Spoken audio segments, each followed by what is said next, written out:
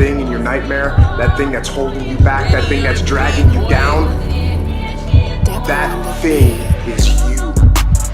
You will not outwork me. And the whole gig is just a giant hustle. That's all it is. Life is just a hustle. That's all life is. One giant hustle. Alright, welcome back to the channel. So as you probably already know what this video is about, is we got some work to do.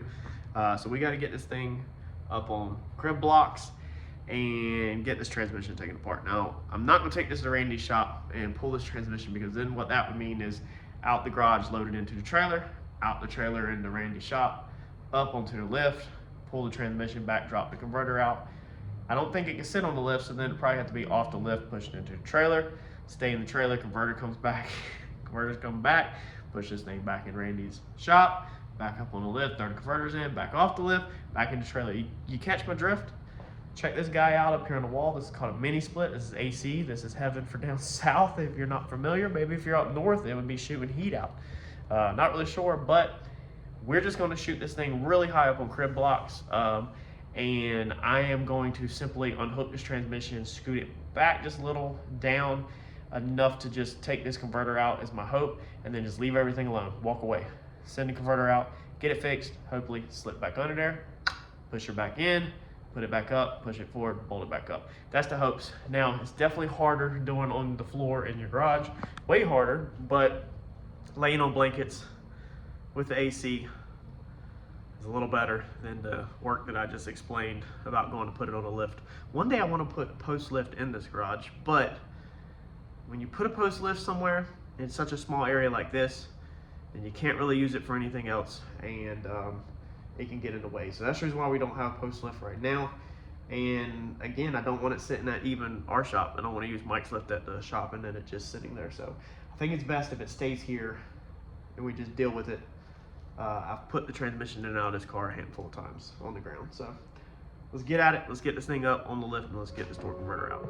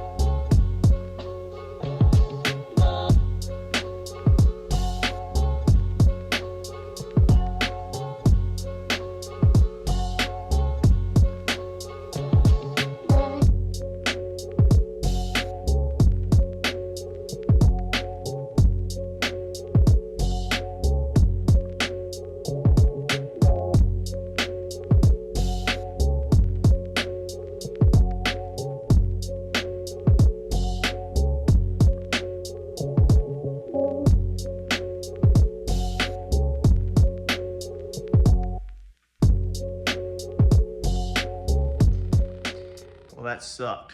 There's no way around it. That sucked, but I'm sure a lot of y'all can relate to this. There's definitely easier options, such as doing it on a lift or having a buddy come over and give you a hand, but I got it done. It's out. We're gonna send it off.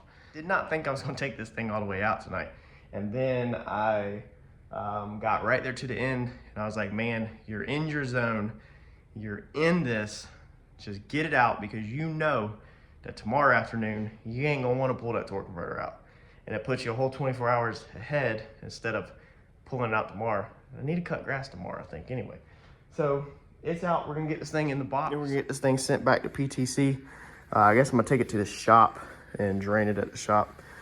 Don't really have nowhere great to drain it here at the house, so I'll throw it in the bed of the truck in the morning and then get this thing shipped out. I need to call them and talk to them, figure out what info they need, and go from there. So yeah, be cool if I knew how to just change this stuff myself, but I don't know if I'm ready for that. Maybe I should watch some YouTube. I don't know. We can get this thing sent out then. All right, so ends up, after talking to John, he didn't realize that I had a bolt together converter. And we're just gonna do this stator change ourselves, or I am gonna do this stator change myself. So I have to confirm my rear end gear, which we're gonna do this weekend. Pretty sure that's 411s, 410s, whatever the factory Ford Explorer 88 came with. I'm like 99.9% sure of 411s. But he wants me to confirm them before I call PTC. It is Thursday afternoon. We got this thing out, what was it, Monday or Tuesday night?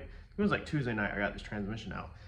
It's now Thursday afternoon. I've just been busy. I have not had time to even think about this race car or nothing, but I jumped on it a little this afternoon. Should have probably already sent the stator out, but the car is going to be down for a couple weeks. I'm trying to make some big transitions between getting moved into the new trailer, the race trailer, putting the old one for sale, getting switched over with the Cummins. So the white Cummins, if you're following that one, it is up and running.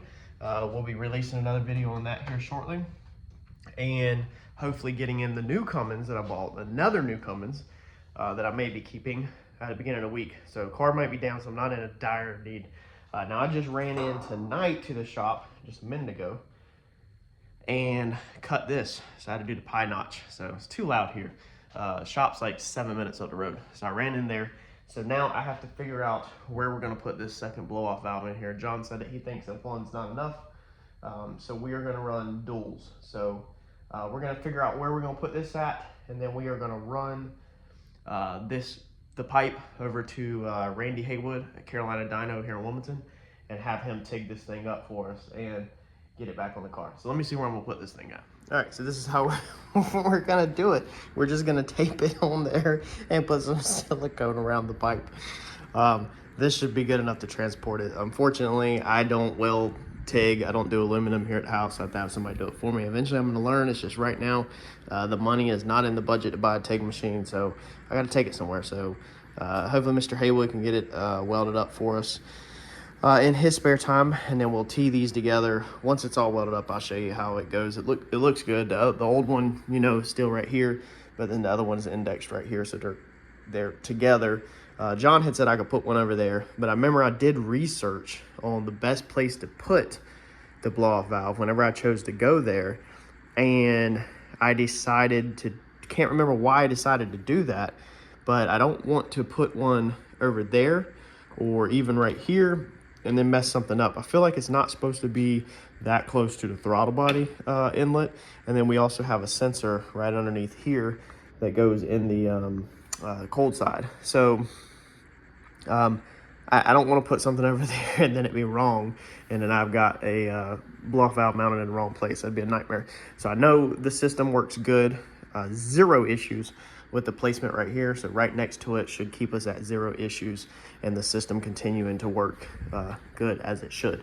And John said they can be side by side. So this should be taped up enough to get it to Carolina Dyno, and then he can sneak right here and put some tack welds on it, and then he can untape it and weld all the way around it. So smash that like button for me. I know this video was short, but this is just two of the things, the changes that we're making, and this is also the reason why it might be just a little bit before the car goes back out a couple weeks. This weekend, John's possibly testing somewhere, possibly depending on weather. Next weekend is dig or die. So the following weekend after dig or die, I'm not even sure where we're at. So I know I had this week with nothing, this weekend with nothing, next week with nothing, next weekend with nothing, and then the following week probably with nothing. And then I don't know where our schedule looks like from that Thursday on, because if we ever test it a lot, it's on Thursday nights. So smash that like button.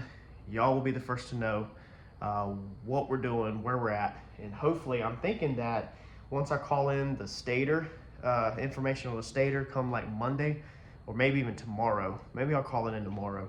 I'll get them the data log and the gear size and all that. Then I'm thinking it shouldn't take no time to shoot me out a stator, because I don't have to send them a torque converter. I just got to send them a stator, or they got to send me the stator, and then it should be pretty simple to put that in. Imagine it's not hard. So I'll catch y'all in the next video. Thanks, y'all.